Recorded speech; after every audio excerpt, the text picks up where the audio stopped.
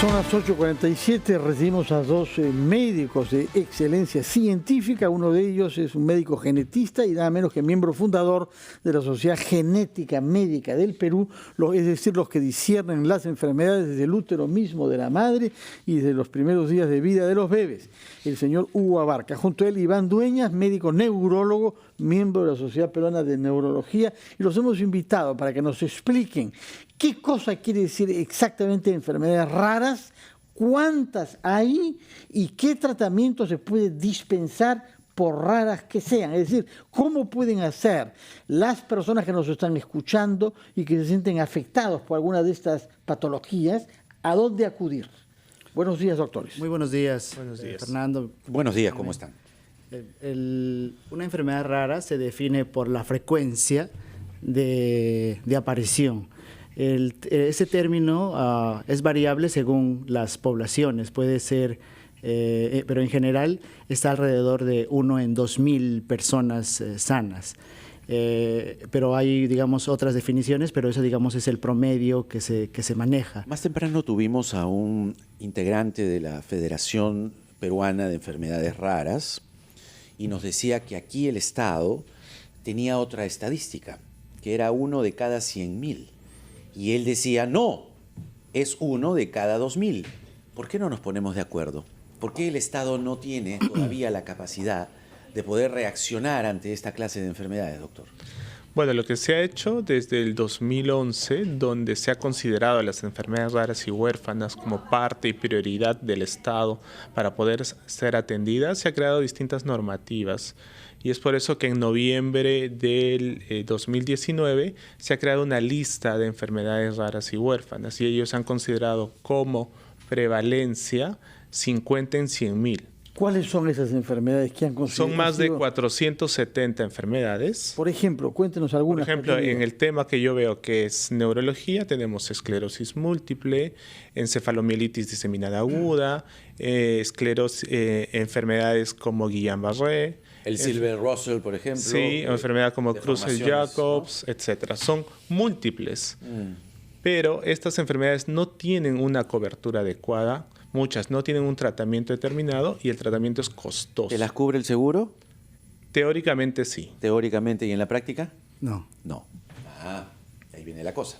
¿Se trata de enfermedades principalmente neurológicas? No, de todo tipo. De todo tipo. Genéticas. La mayoría. Sí, la mayoría son de origen genético. Y, digamos, hablar sobre las frecuentes me parece un poco injusto porque la forma de presentación de estas enfermedades es muy variable. Puede aparecer desde la etapa prenatal, como malformaciones congénitas, aparece en la etapa natal, por ejemplo, son niños que son hipotónicos, o sea, disminución del tono muscular, fuerza muscular disminuida.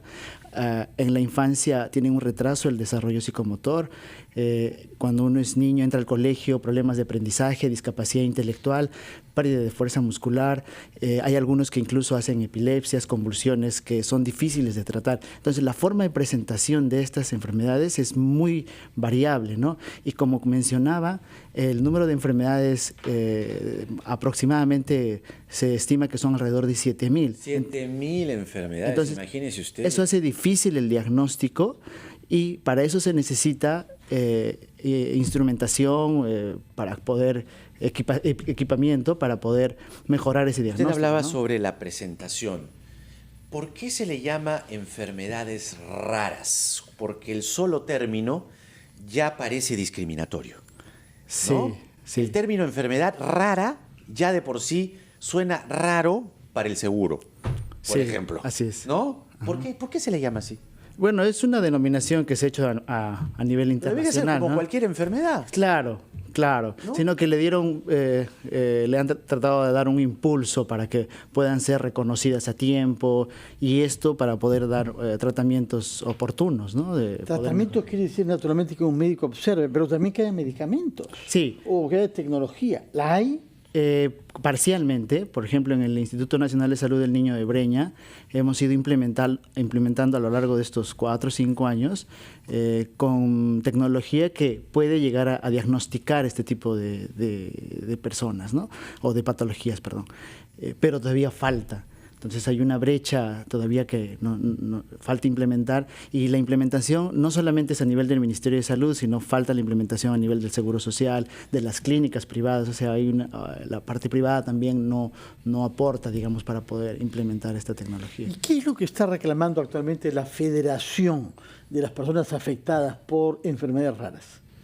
Lo que ellos están buscando es que se difunda, se llegue a un diagnóstico temprano para poder mejorar y evitar la discapacidad que la mayoría de ellas tiene. No son conocidas. Son raras porque afectan a un número pequeño de la población, pero no quiere decir que no deben ser atendidas. Esta es una enfermedad, o este es el grupo de enfermedades, son de interés nacional, pero la cobertura no está garantizada. Ese es el problema. Ese es el problema. El invitado que estuvo más temprano nos dijo algo aterrador.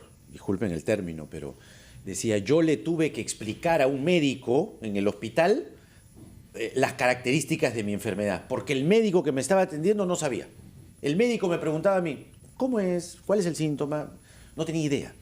Eso también, digamos, o sea, si el médico no sabe, estamos en problemas. Exacto, no hay mucha información y no hay mucha difusión sobre este grupo.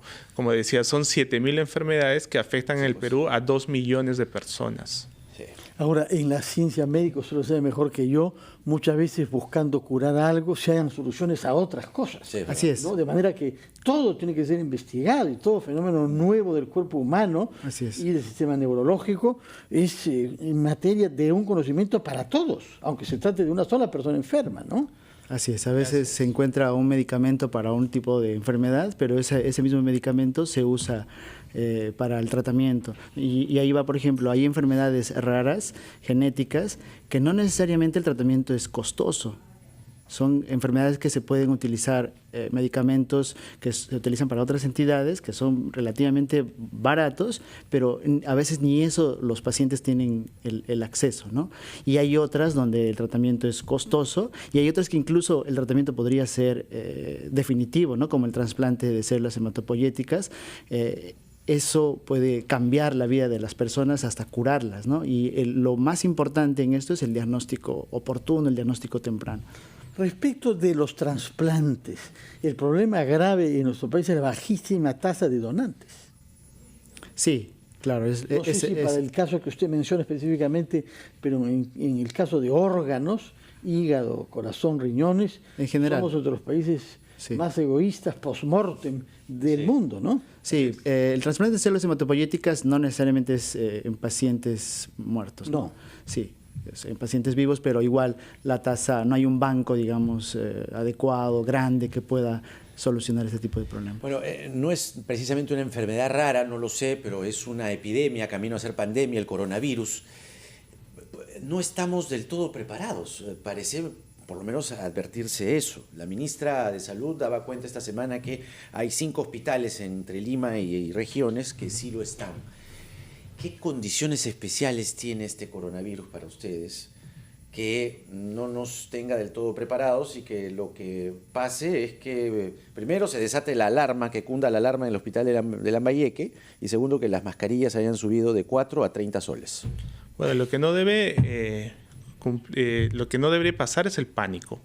Con el pánico hay mala información, y eso hace que esta enfermedad se disemine, si queremos llamarla así. Lo que tenemos que hacer primero es las medidas de prevención, que son fáciles, que es el lavado de manos, la higiene personal y el cubrirse cuando una persona tiene un cuadro respiratorio agudo. Entonces, una vez identificada la persona, no hay todavía en el país, felizmente, pero debemos hacer las medidas preventivas para poder evitar la diseminación. Hablando de eso, estamos, Fernando, conectados con Blanca Chávez, que es presidenta de la Asociación Peruana de Hoteles, Restaurantes y Afines, para hablar precisamente de un eventual impacto en los hoteles, en la gastronomía fundamentalmente. Los empresarios gastronómicos están un poco preocupados. Así que estamos al teléfono con Blanca. ¿Cómo estás, Blanca? Buenos días. Hola, buen día. ¿Cómo están, chicos? Bueno, aquí leyendo y además observando imágenes de fotografías de la reunión que tuvieron ayer los gremios turísticos, gastronómicos, con la ministra de Salud, ante una natural preocupación, pero como dicen aquí los doctores, que no cunda el pánico de un eventual caso de coronavirus, que hasta el momento hay 0, ninguno confirmado. ¿Dónde está, digamos, la preocupación? ¿Qué han notado ustedes? ¿Qué perciben ustedes? Bueno, primeramente, la preocupación nuestra es que no hay ningún caso y sin embargo ha habido una alarma tremenda de algunos medios que realmente mal informados, una alarma como que hay en tal sitio, hay en... No podemos alarmarnos, no podemos ser ni pesimistas ni optimistas, ¿de acuerdo? No, pues tenemos que estar en un término medio, prevenir sí, ayer la ministra lo dijo muy claro, no tenemos ningún caso, ¿por qué estar alarmando? Tanto así que no hay mascarillas, en el mercado central ha subido un monto tremendo. De 4 a 30 soles. Imagínate. Entonces, el tema es terrible. Lo único que tenemos que hacer nosotros es prevención. Obviamente, ahora para Semana Santa, la gente está pensando muy bien si viaja al exterior o visitar el Perú por tierra para evitar estos problemas, y más aún las personas mayores, ¿no? Las personas grandes, entonces son más vulnerables. Pero lo único que podemos hacer y tenemos que hacer realmente es lavarnos las manos cada vez que podamos y no tocarse la cara cuando tú viajas. Por todo lado hay bacterias, entonces no tocarse ni la nariz ni los ojos.